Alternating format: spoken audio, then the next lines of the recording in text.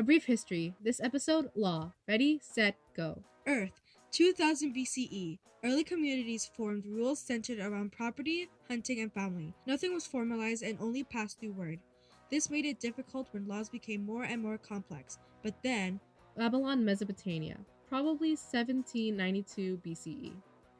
Ham got tired of having laws not being written, so he started to write them. 300 laws were coded, all centered around retribution.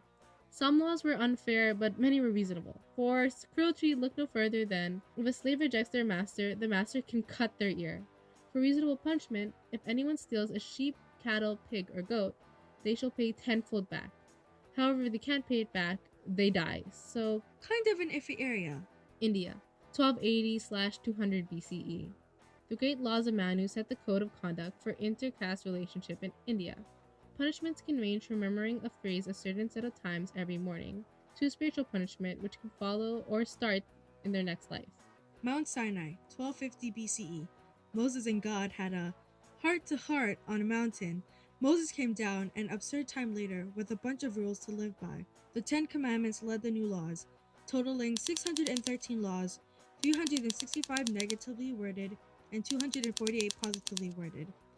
These were more about punishing deliberate crimes than accidental crimes. However, it includes harsh punishment. The soul that sinneth shall die. Rome, 450 BCE. Rome finally joined the big boys at the table and began writing down its laws too, albeit a little later than the rest. It follows two basic principles.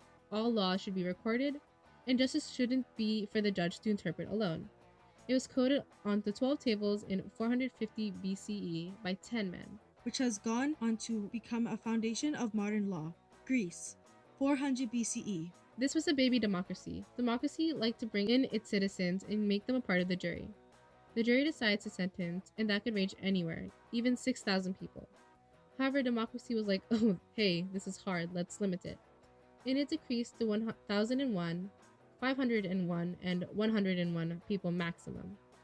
Women have it hard, being unable to speak at court or even represent as citizens. Anyway, quick pop in with kinda Rome again, 529 CE. After Rome became not Rome, aka Byzantine, the Emperor Justinian hit up a new set of 10 guys to reorganize the 1600 books of Roman law. After 2 years, they finished.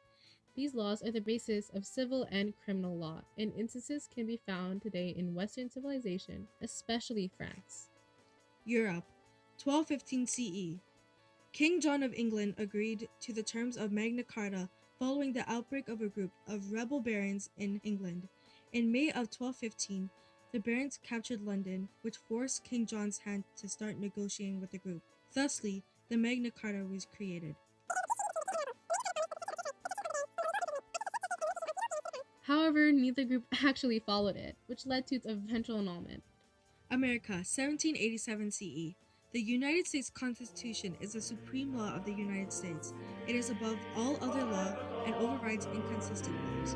The Constitution defines the institutions of the government and their powers. The Bill of Rights is the first 10 amendments to the United States Constitution. It declares the freedom of speech, the freedom of press and religion, protection against cruelty and unusual punishment, right to trial, and protection from unreasonable searches / France, 1789 to 1804 CE. The Napoleonic Code, aka the French Civil Code, was established under Napoleon I, which went into effect in 1804.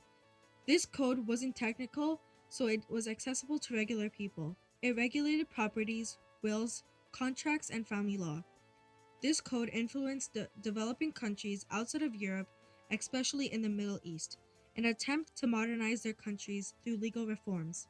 Nazi Law, 1933 to 1943. After World War I, Germany was just like any other place. Miserable. After having to pay reparations to the winners of the war, Hitler rose to power and slowly began to change laws and policies towards the Jews, making it so that people in civil services could not be 1/4 Jewish or higher. He then took away land, jobs, and the right to marry under nationalistic titles like the Restoration of Professional Civil Service and the Law for Protection of German Blood and Honor. Overall, these horrific laws targeted Jewish people for literally being Jewish. It's important to pay attention to law. It can change so easily, provided you are in the right place at the right time. Hopefully, shedding light on its history can help us in the future.